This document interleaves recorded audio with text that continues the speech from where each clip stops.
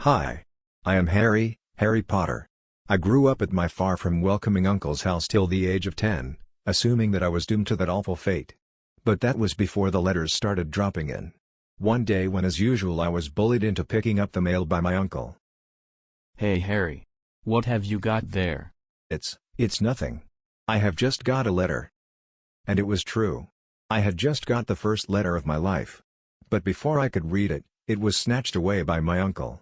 I thought that would be the end of it, but no, within the next few days, so many letters had arrived that my uncle grew quite mad.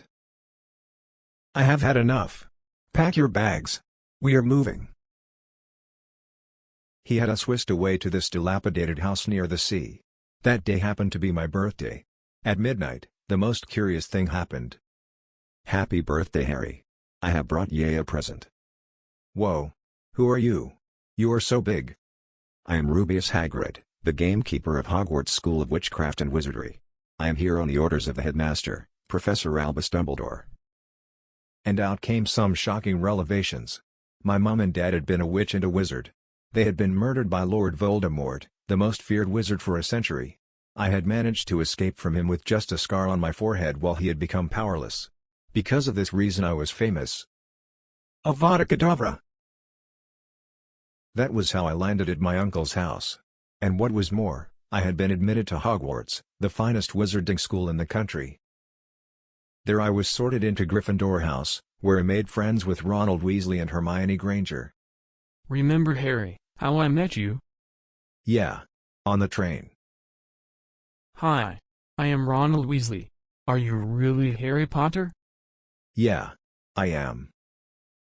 And then we became best friends. But do you remember how annoyed you were with me? How can we forget Hermione? You were so irritating. It's Wingardium Leviosa, not Leviosa. But then, we did save you from the mountain troll and that completed the golden trio. Yeah, but it was not all friendly for us. Remember Draco Malfoy? Joking, Hermione? He was the worst enemy I ever had, after Voldemort, that is. And how you made him jealous by becoming the youngest member of the Gryffindor Quidditch team. On his face was really great when he heard the news. I still remember the thrill of my first ride on a broomstick. Wow. Quidditch is amazing. And the vicious three-headed dog we met. My heartbeat literally stopped at that moment. But Hermione, you noticed that the dog was guarding something. Yeah, and we thought Snape was trying to steal it because he was limping and had a really bad injury on his leg. But wait, you haven't forgotten Snape, have you? Honestly, Hermione, how can I forget Professor Snape after all the detentions he gave me? I got along with all our teachers including strict Professor McGonagall, poor, stammering Professor Quirrell and Professor Sprout with her flyaway hair, but Snape was one who really loathed me. And then you remember? We went to Hagrid to convey our suspicions. Snape is a teacher. Why would he try to steal something from the school? And listen, Yaya 3, whatevs, and there is the concern of Dumbledore and Nicholas Flamel.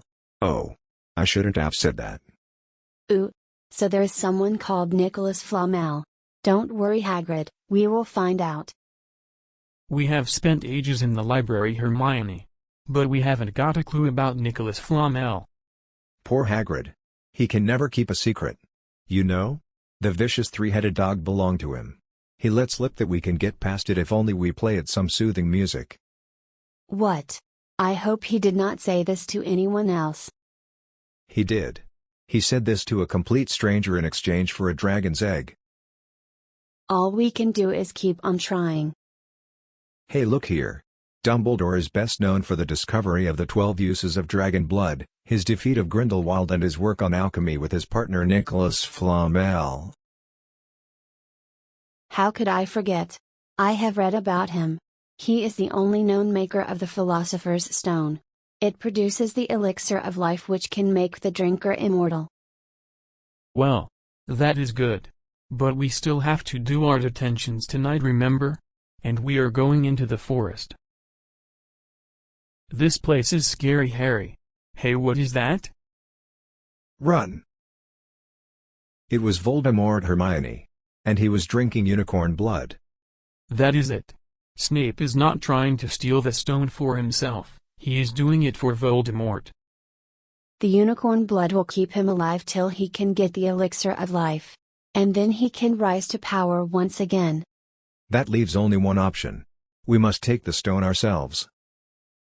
And so we made our plans. We got past that three-headed dog by playing it some soothing music. I managed to kill Devil's Snare, a plant that tries to strangle its victim. Devil's Snare, it hates warmth. Incendio. I used my flying skills to get the correct key to the door.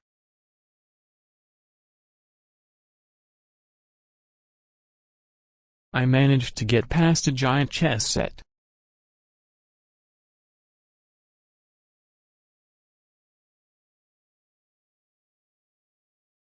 Checkmate.